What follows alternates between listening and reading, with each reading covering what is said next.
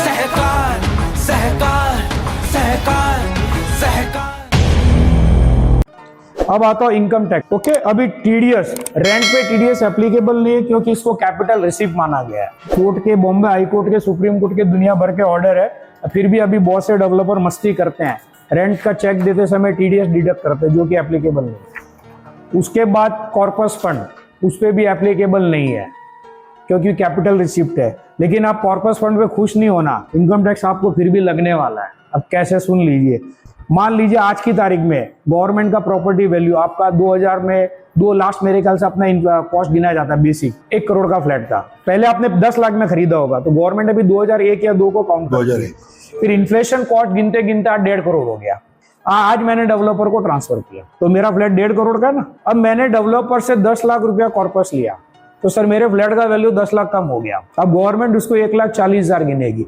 और मैं जब बेचूंगा तो 1,40,000 के ऊपर इनकम टैक्स लगना है। तो 10 पे लगा कि नहीं लगा?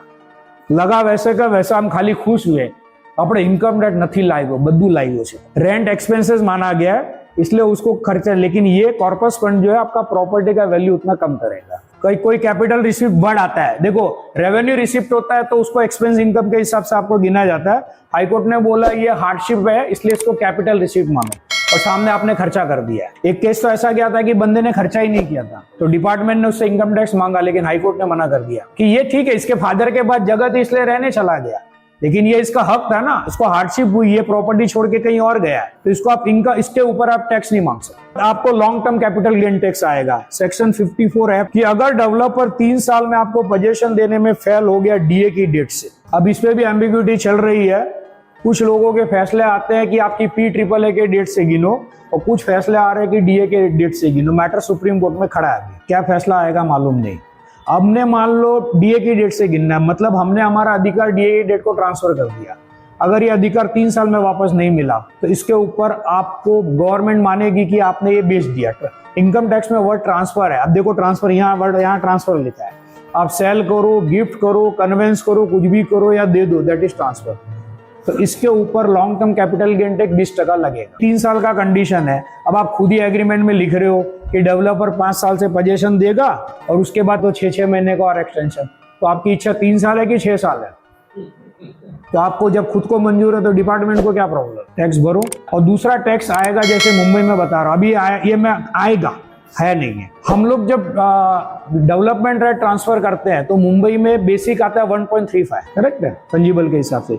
लेकिन डेवलपर ने हमको 1.10 दिया है, 1.15 दिया है, 1.20 दिया है, तो ऊपर का तो आज तक रिटर्न नहीं आया है। उसके ऊपर स्टैंप, इसके ऊपर इनकम टैक्स आने वाला है। तो गवर्नमेंट का ध्यान जिस दिन फोकस इस सब्जेक्ट पे जाएगा, ये भी बाहर आएगा। गवर्नमेंट को हर हाल में रेवेन्यू बढ़ाने हैं, तो जिस दिन सरकार का फोकस उस पर जाएगा उस दिन इस पे भी ये टैक्स आएगा। अब मैं भी मानता हूं कि 3 साल में कोई प्रोजेक्ट कंप्लीट होना आज की तारीख में डेवलपर के हिसाब से थोड़ा मुश्किल है। तो आप वो जो लैंग्वेज यूज कर रहे हो ना डीए की, वो करेक्ट यूज करें। तो पूरा टॉप से बॉटम तक कहीं पर भी ऐसा लूज टॉक नहीं करना है कि हम ट्रांसफर कर रहे हैं। तो कहीं ना कहीं इतने क्लॉजेस होते हैं कि कहीं ना कहीं पब्लिक गलती से, और डेवलपर स्मार्ट है, वो जानबूझ के ट्रांसफर ही लिखेगा क्योंकि उसी में उसका फायदा है। तो हम लोग पब्लिक इतनी बड़ी बेवकूफ है, अपने 50 लोग की 50 करोड़ की प्रॉपर्टी की चिंता नहीं है, डेवलपर की चिंता है। अरे डेवलपर मान तो नहीं, तो वादा नहीं, आप भर देना। अब कई जगह लोग लिखा देते हैं कि इनकम टैक्स डेवलपर भर देगा, जो भी टैक्स आएगा डेवलपर भरेगा, तो सरकार किससे मांगेगी? तो आप भरो, डेवलपर से वसूल कर लेना। तो प्लीज आप ये ध्यान रखिए। सहकार सहकार सहकार सहकार।